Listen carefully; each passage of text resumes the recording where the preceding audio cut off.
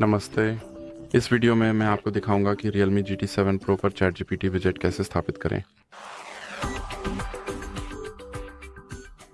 तो आपको अपने गूगल प्ले स्टोर को खोलने से शुरू करना है। फिर सर्च बार पर क्लिक करें और वॉली टाइप करें और सर्च पर क्लिक करें और फिर इंस्टॉल पर क्लिक करें